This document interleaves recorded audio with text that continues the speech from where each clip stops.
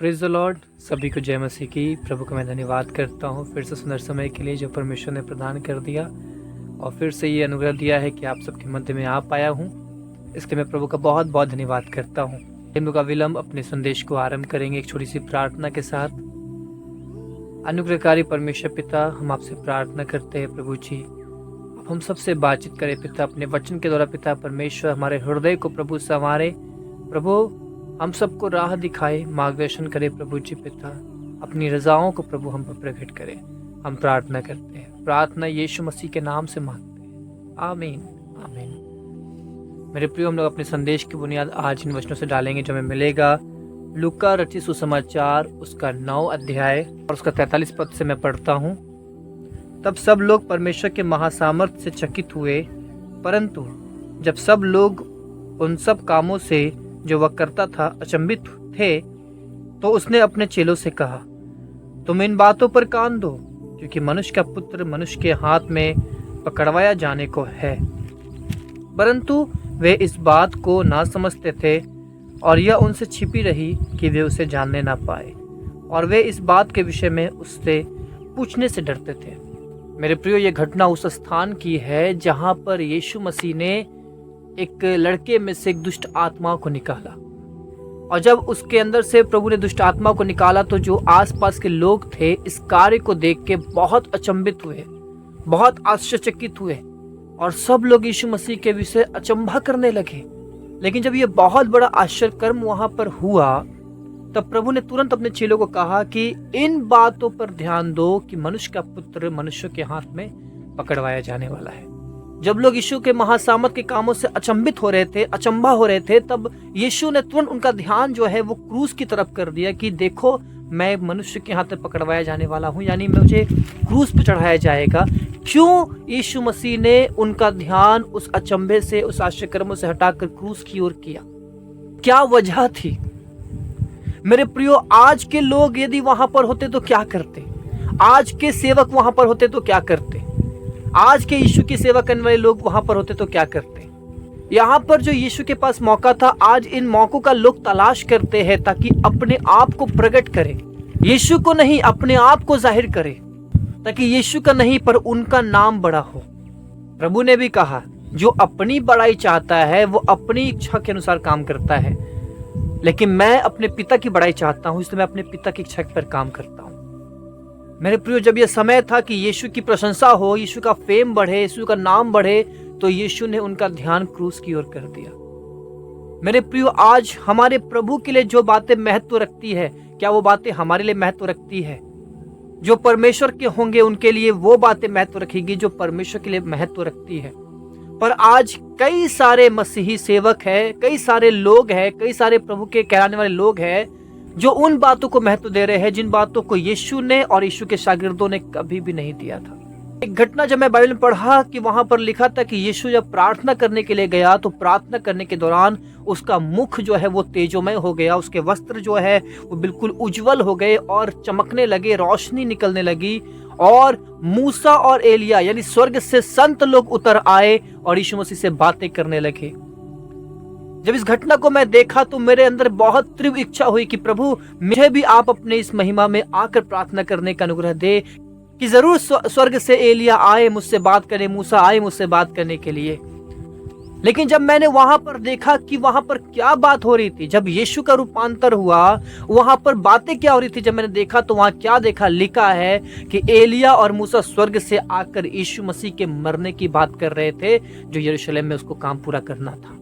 यीशु मसीह इस दुनिया में आए ही पापियों के लिए अपना प्राण देने के लिए, हम सबके उद्धार के लिए अपना जान देने के लिए। वो इस दुनिया में ही इस कारण से आए।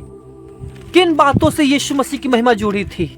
उसके मृत्यु से, उसके क्रूस पर चढ़ाए जाने से उसकी महिमा जुड़ी हुई थी। उसके लिए कौन सी बातें महत्वपूर्ण थी? क्रूस पर चढ़ाया जाना, सारे जगत के लिए अपना प्राण देना उसके लिए महत्वपूर्ण थी।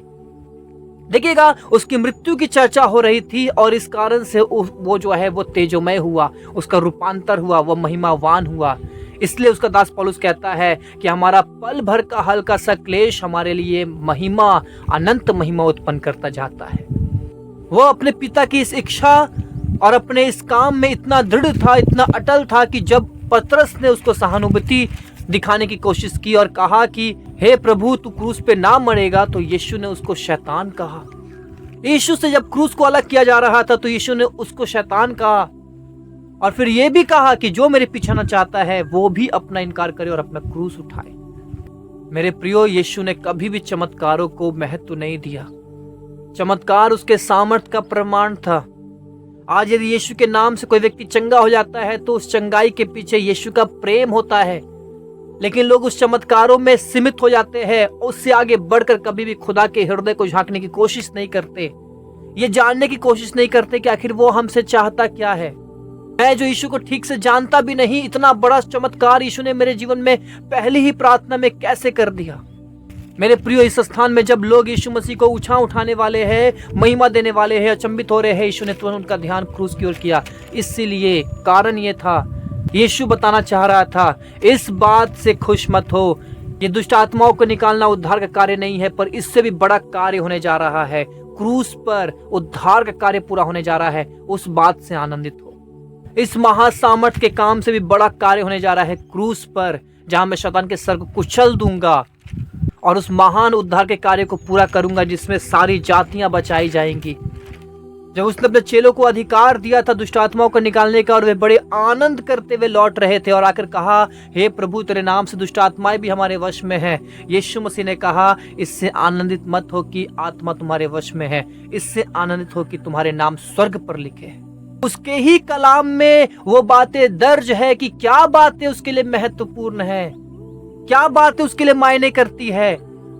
जो बातें यीशु के लिए मायने करती है, आज के दौर में, आज के समय में अधिकतर लोग वे हैं जिनके लिए वो बातें मायने नहीं करती, और जो बातें उन लोगों के लिए मायने करती है वो यीशु के लिए मायने नहीं करती।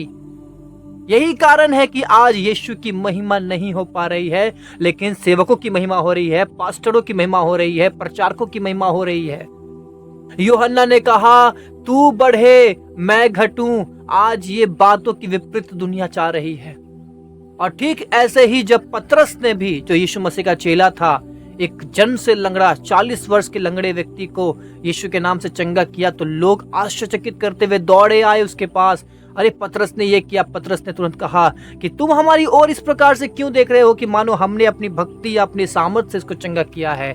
इसको यीशु ने चंगा किया है। जब लोग अचंभित कर रहे थे, पतरस ने अपनी महिमा नहीं लिया, तुरंत यीशु मसीह की ओर उनका ध्यान किया कि यीशु ने, जिसको तुमने क्रूस पर चढ़ाया, उसके ही नाम के द्वारा ये व्यक्ति चंगा हुआ है। यीशु की दृष्टि में महत्वपूर्ण यह था कि उसके आश्चर्य कर्मों से बढ़कर लोग उसकी क्रूस की ओर ध्यान दे। उसके चेलों के लिए महत्वपूर्ण यह था कि जिनके द्वारा चंगाई हो रही है, लोग उसकी ओर ध्यान ना देके, किसके वजह से चंगाई हो रही है उसकी ओर ध्यान दे। चंगाई किस में से निकल के आ रही है उसकी ओर ध्यान दे, यीशु की ओर ध्यान दे। एक और घटना हम बाइबल में पाते हैं कि जब पौलुस के द्वारा, उसके साथी के द्वारा एक चमत्कार हुआ, एक आश्चर्यकर्म हुआ, तो लोग उसको देवता बनाने के लिए माला लेकर दौड़े आए उसके पास, उसके लिए बलिदान चढ़ाने के लिए तैयार हो गए। लेकिन पौलुस ने अपने कपड़े फाड़े और कहा कि हम भी तो तुम्हारे समान दुख सुख भोगी मनुष्य है। ये कार्य हमने नहीं, यीशु मसीह ने किया है। उसकी महिमा करो, उसकी ओर मन फिराओ। कभी भी चेलों ने अपनी महिमा नहीं ली और ना ही कभी किसी चेलों ने चमत्कारों को उतना महत्व दिया जितना आज महत्व दिया जा रहा है। यही कारण है कि आज सबसे अधिक लोग जो भरमाए जा रहे हैं, जो धोखा खा रहे हैं, धोखा देते हैं, धोखा खाते हुए चले जा रहे हैं, जो चमत्कारों के पीछे भागे चले जा रहे हैं, यही कारण है कि वे भरमाए जा रहे हैं, क्योंकि उन्हें पता ही नहीं कि किस बातों को महत्व देने के लिए प्रभु ने हमें सिखाया है। हर जगह जहां चमत्कार है वहां यीशु नहीं है। मेरे प्रियो, आंखें खोलिए, वचन में देखिए, लिखा हुआ है अंत के दिनों में दुष्ट आत्माएं बड़े बड़े चमत्कार करेंगी। मैं चमत्कार को डिनाई नहीं करता। मैं प्रभु की उपस्थिति में प्रभु का दास इस बात को आप सबके सामने अंगीकार करता हूं, मेरा जीवन चमत्कार के ऊपर ही है। खुदा आए दिन मेरे जीवन में चमत्कार करते रहता है। मेरा जीवन प्रभु के चमत्कारों से ही, आश्चर्य कर्मों से ही, अद्भुत कामों से ही चलता है। पर इसके बावजूद मैं इन बातों से आनंदित नहीं हूं, प्रभु का शुक्र अदा करता हूं, लेकिन मैं इस बात से आनंदित हूं कि मेरा नाम स्वर्ग पे लिखा हुआ है। मैं इस बात से आनंदित हूं कि मैं अपने खुदा की मर्जी जानने के लिए अपने आप को प्रार्थना में देते रहता हूं, उसको पुकारते रहता हूं और कहता हूं खुदा बता तेरी रजा क्या है। बता कि मुझे क्या करना है, मुझे अपना मार्ग दिखा, मुझे अपना पथ बता जिस पर मुझे चलना है। याद रखिएगा, जहां यीशु है वहां चमत्कार है, पर जहां चमत्कार है वहां यीशु हो ऐसा नहीं है। मेरे प्रियो, प्रार्थना करिए, अपने मन फिराइए, उन बातों को महत्व देना शुरू करिए जिन बातों को खुदा महत्व देता है। इस दुनिया में हमारे लिए कुछ भी पा लेना हमारे लिए सफलता नहीं है, हमारे लिए सक्सेस नहीं है, हमारे लिए उत्तम आशीष नहीं है। यीशु के साथ अनंत जीवन में वास करना ही हमारे लिए सबसे बड़ी आशीष है। परमेश्वर आप सबकी आंखें खोले, आप सबको आशीष दे। जय मसीह की। फिर से मिलेंगे।